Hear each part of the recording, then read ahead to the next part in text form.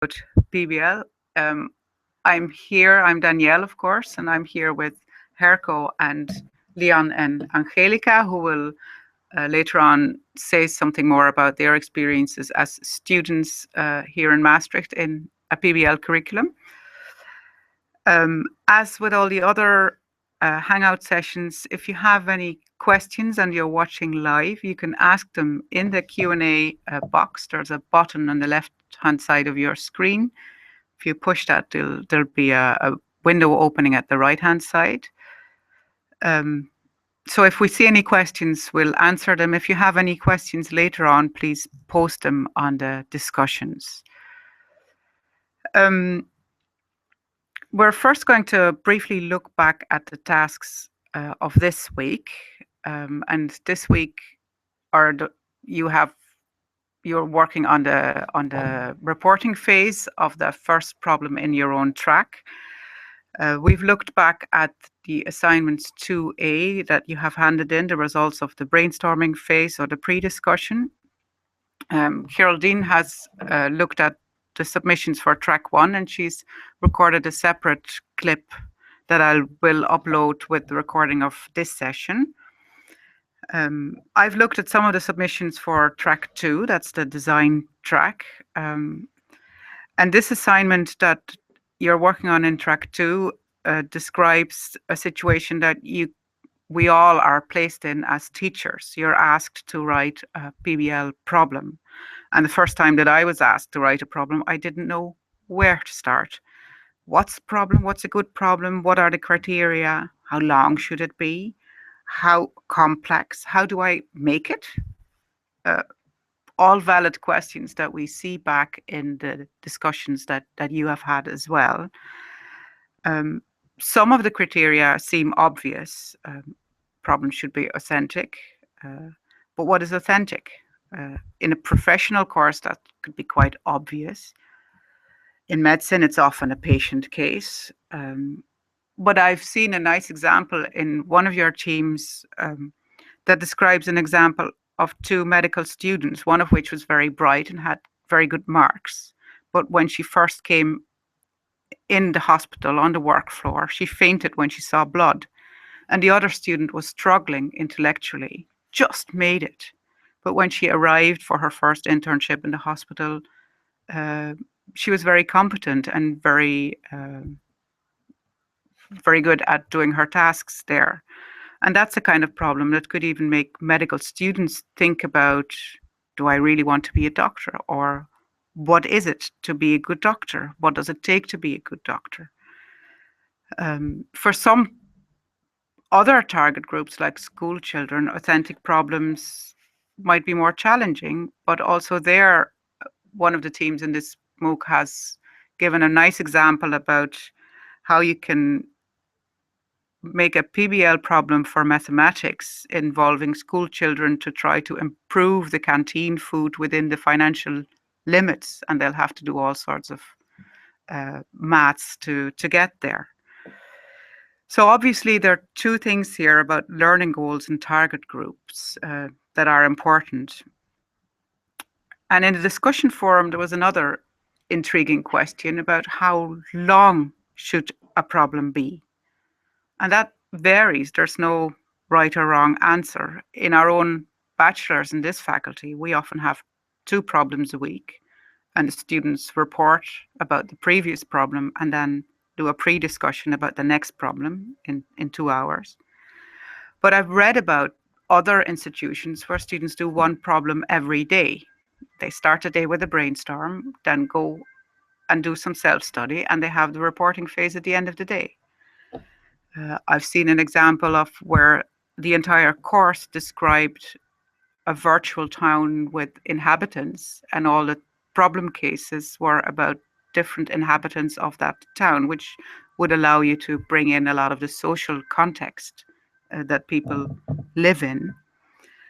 And I have a colleague here who has replaced half of the workload in her course with a longitudinal project where the students actually get into contact with a client, define their own problem, then define learning goals. What do we have to learn to be able to deal with this problem, study and report, and then apply what they've learned by giving advice to the client. So there are very different ways that problems can be implemented and very different lengths that could be suitable. I see in track 2 that some of the teams have only defined learning goals and are probably working on examples of problems now, and others have already included some examples of problems in the assignment 2A, and that's both fine. I hope that in the second week now you will have made or found examples that you can discuss, and you can see what does it take to be a good problem, what would be our criteria, and also what would be a good problem in your own teaching situation.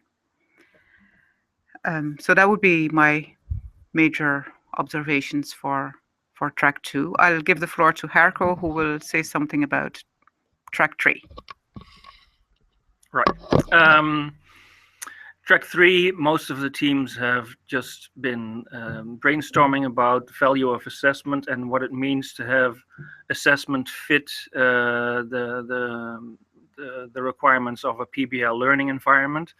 When you expect that students might have their own learning objectives, what kind of assessment forms could you use to reward this experience? Because one of the complaints of students in a PBL system is often that they feel that the examination doesn't really reflect the things that they've discussed in their tutorial groups.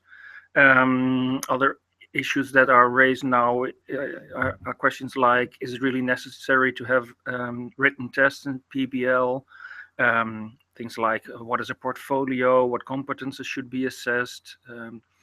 Well, the groups will work on these questions, and starting the next week, I hope we'll see examples of interesting assignments or questions posted in the discussion forum for track 3. And hopefully the other groups can comment on that as well, because track 3 is the smaller one of the 3 tracks, and we would welcome any thoughts by people who are in other teams. So that will be visible hopefully from the 9th onward. As I mentioned, assessment is really the thing that most students focus on, even more than they focus on problems and group work, I think. And that brings us to our guests. We've invited 2 students or former students to give us the student perspective, because teachers typically have wonderful intentions with the material they design and the assessments they design, but the student perspective may not always align, and that is of course something to become worried about. And the best thing you can do is, in a PBL setting, to have regular meetings with students. And well, here we have 2. Angelica, you study European law. And Liana, you have studied psychology. You've also have some experience as a student tutor, so we might get into that as well. But for now, my first question would be, you enter this PBL learning environment. Can you remember what your first impressions were? Well, my first impression was that there was loads of hard work. I've never experienced a set that we all needed to discuss issues, and that, for example, the tutors usually wouldn't go question by question, but would rewrite the question in, as we all know, in a case. So when you want to write down the answer for question A, you kind of have to go through the whole tutorial to find out the question. Also, I'm doing a master, so that needs to be underlined, because there is loads of hard work, loads of reading to do. So at the end of the day, when you need to prepare for the next tutorial, the amount of reading sometimes is just too much for students, and I found myself sometimes giving up. So I noticed that it was very hard, and it was very hard to get used to. So it took a couple of weeks to adjust to the workload. to the idea that I do need to interact in a class, that I can't hide. But then the moment you get used to, you meet the people, the environment is more friendly as well, because you do discuss with people around the issue. And when that issue very controversial, you do sometimes carry it on after the tutorial. So it takes time, but at the end, it's worth it. Thank you. Leon, do you still remember? Wow. Well, I do remember that when I first started PBL, it takes some time to get used to, because usually you come from a bit more like teacher-based system. You're used to your teacher giving you the information that you need to learn, and now you need to switch to finding out what you need to learn, finding out what you need to learn about that and how to do it. So there's more expected from you as a student. It's not possible anymore to just go sit back and relax and wait what's coming, but you need to do it yourself. You have to go look for information, read materials, decide what are main and side issues, and then be able to explain it to others as well. So you've experienced different tutors and different courses. What would you say makes a good tutor? I think that a good tutor is a tutor who gets involved in a discussion, and not only make sure that the discussion is led in the right direction. I like when the teacher is involved, gives his opinions. If we talking about something that is completely wrong, so in a legal sense, we're talking about a problem, and then I want a teacher to come up and say, no, guys, this is wrong.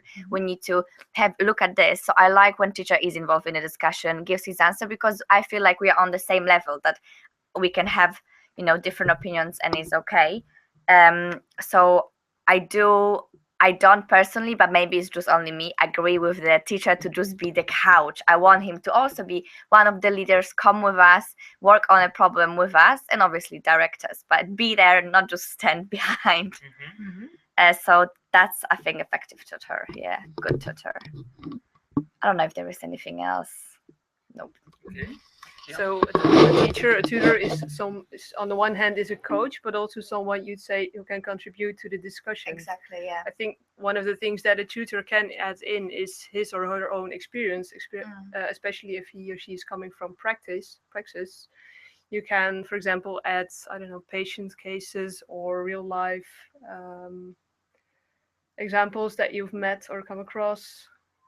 And I think in one way, of course, students will say, okay, you're the teacher, you can tell us more than you're telling now. But I think there's a danger in that as well, because then you get the situation again where students are just leaning back and saying, okay, you tell me. So there's a fine line between adding information and adding too much information as a tutor. Yeah. And on the other end, from the tutor perspective, I know as well, it's really difficult to balance on that line, because you really want to help your students, but you don't want to do too much, because then you're not helping them anymore, but you're holding them back, actually. You have experience walking the line as a student tutor. Do you think student tutors can be as effective as teachers? Yes, definitely. Maybe students say, oh, I'd prefer to have a employee tutor, someone who's in the field. But on the one hand, I think student tutors are also more on the level of students. They know what is difficult, because most of the time they have experienced it themselves. They know what is happening and whether it's difficult or not to learn those materials. With teacher tutors, they are sometimes a bit more an abstract level, because they're experts in their field, and maybe they sometimes go over things too quickly, whereas the student tutors might know, okay, I've had troubles with this myself, so let's stick with that a little longer or dive deeper into it. Okay, great. Something else which strikes most students when they are engaged with PBL are, of course, the problems. You've no doubt encountered many wonderful problems and problems that really didn't work out. In the MOOC, there's a lot of discussion on whether or not there should be suggested literature.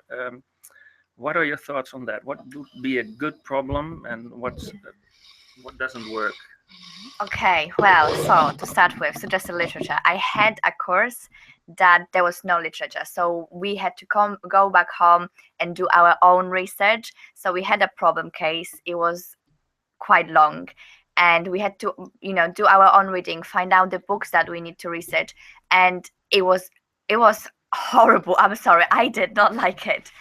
I think I spent 2 days researching what I actually need to read. And why I did manage to learn something. I learned something that was not necessarily on the track that I was supposed to, because in order to find out what the book is about, you have to read it. So I think it was loads of unnecessary hassle. I didn't like that. I think there should be suggested literature, but obviously if student wants to do extra reading or have a better book, he can do it. I mean, no one's gonna know, but there should be suggested literature.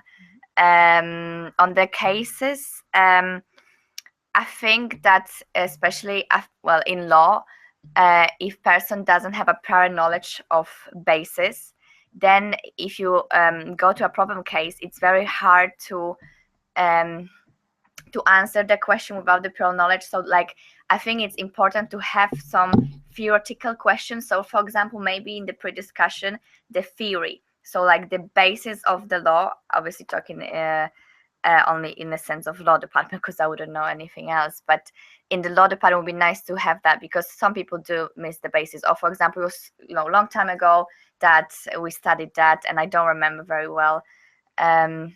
So there should be some theory, and I think especially with law, it's very hard to put every single issue in the problem case.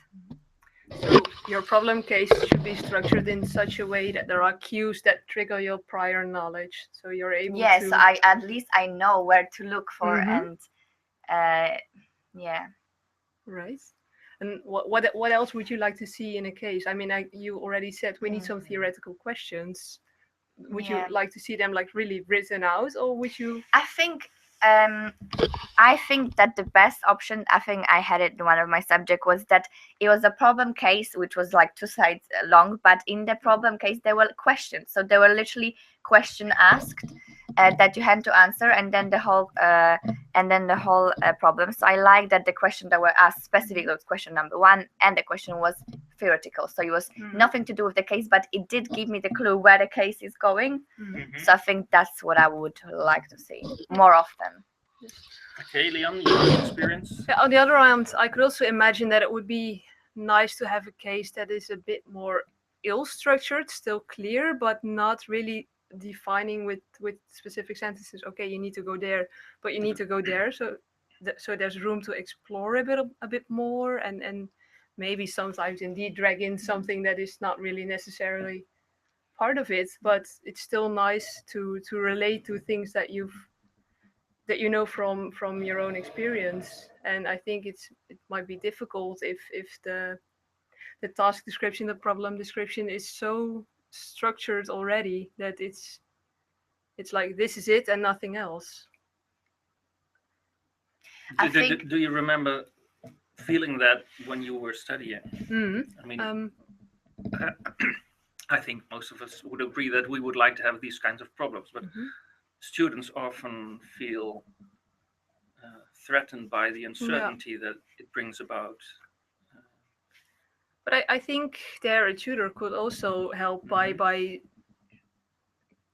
guiding the students a bit by saying, okay, I've seen this and this, what do you think about that? And then so it's not necessarily written in the case, but in a way you still offer guidance, so you can. I want to just say something. I think like what you said, that's the one of the problem PBL is that it doesn't suit necessarily every case, because as you said, it would be nice to be structured, but it gives a room to elaborate. But sometimes, for example, in law, there is only one answer. So it's very hard to elaborate. I mean, we can see maybe in the future something will change, but especially I think for bachelor, when they learn the basic, there is only one answer. So that's why I think the question is a good idea to structure them where they need to go, because there is only one answer. I just wanted to make that clear. I think that's a very nice difference between domains because, for example, in psychology, you can see that there are many, many theories That's describing true. the same phenomena, and all can be correct or wrong, of course, and they can live alongside each other. So there, a Yeah. bit less structure gives room for more theories or more different perspectives. Yeah. Um, and this uncertainty I just mentioned, of course, is related to the exam. Yes. So, is it your experience that you often encounter exams that do not really reward your efforts during the course? Yes, I mean, again, it does depends of how well prepared students are because in Maastricht there is no week of free that you go and revise. You go straight after the teaching period to exams, so it's quite challenging. So you need to make sure you are very well organized. But sometimes I would like to see in PBL. I know it's very hard of the timing, especially with the content that we need to go through. But I would like to see a week of classes that we all summarize the whole week, because obviously on the exam there won't be a problem case about just one topic 1 week. It will be a problem case about all of the topic. So I would like to see more practice into that. Like we did that in my in United Kingdom when I did my bachelor's. Obviously it wasn't PBL, but we always have this week of revision, and I find it very, it was very helpful that we all said we had problem based and we all interact together and solve a problem that was for 7 weeks and not just 1 week. So I would like to see that, and I'm sure that this would release a little bit of uncertainty, like what do I need to prepare for the exam, how do I need to answer. In the beginning it's scary because you know what materials you and your tutorial group revised, but you're not sure what the group next to you did and what the other groups did. So in the beginning you're thinking, are we all on the same page? How are we ever going to write an exam on this? Because I know this, but do the other people know that too? And also the other way around. And I know that in some courses, for example, the exams have an option to not answer 5 of the questions to balance out the effect of not having touched upon a certain topic. And for me, this gave this kind of security. Okay, I know enough to pass the exam, for example. So if you're really focused on exams, I think it's scary in the beginning, but you get used to it as well. Yeah. Um, I'm wondering, you're now students. What would you think would be the ideal role of a student? PBL is supposed to develop mature students, so it would. I think one of the suggestions in the MOOC is that we should have students who could write their own problems or even design their own courses. We've done that in experiments, but do you think that could be a valid contribution of students, or what would you think students could do to make sure that we keep on improving our PBL teaching learning environment?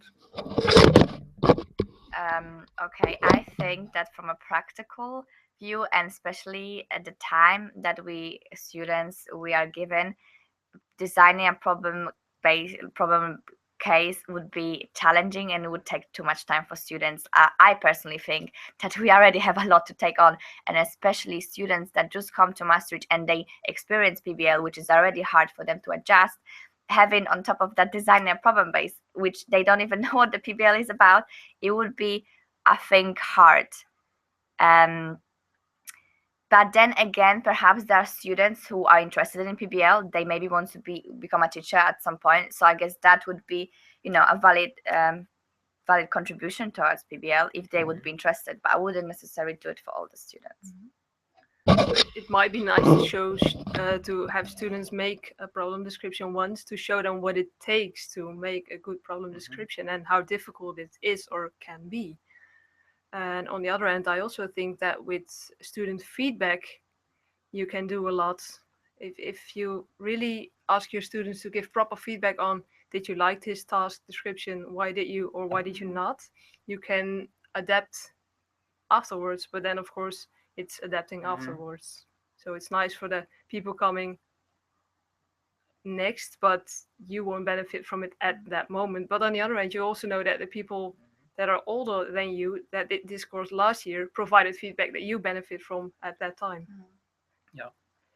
Okay. Well, to end in a less positive voice, maybe could you give an example of where you think the system really needs some maintenance? Where do you think we should put our money if we want to improve things that most students feel are not going as well as they should?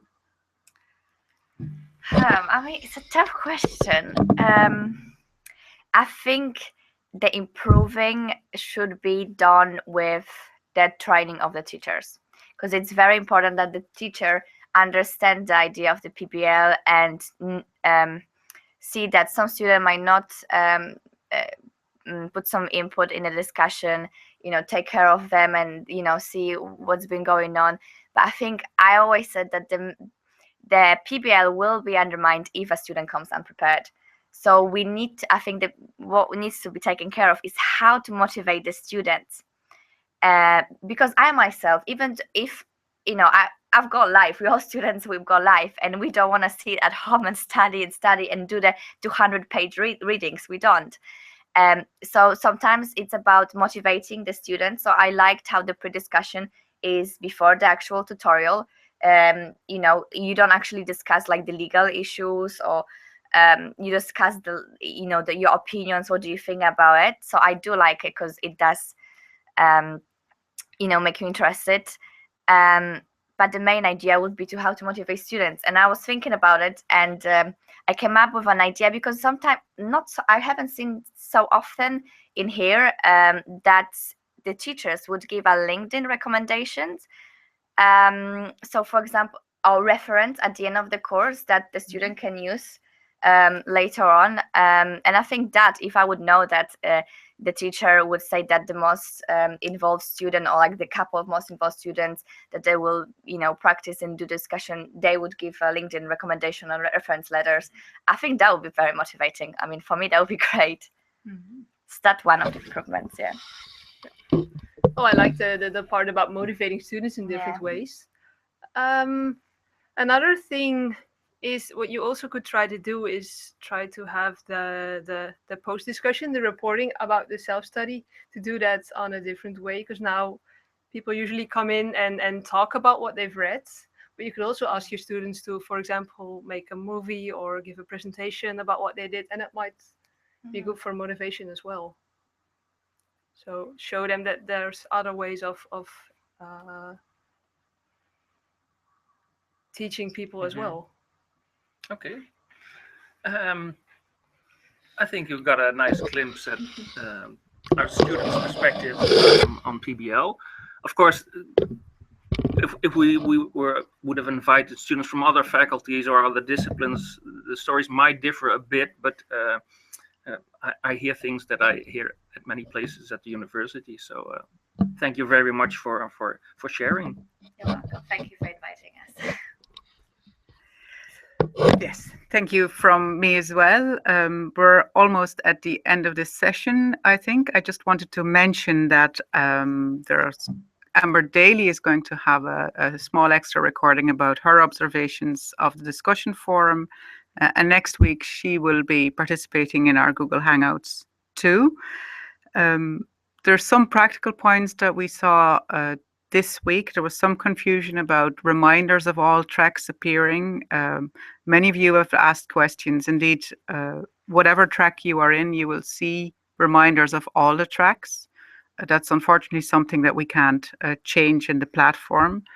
The advantage is that you also have access to all the assignments of all tracks and all the materials. So if you're interested, go and have a look and see what you like. Something else that has happened to some teams this week is that their team leader left the course without handing over the team lead. If this happens in your team, it's something that we can adjust manually, but you should let us know.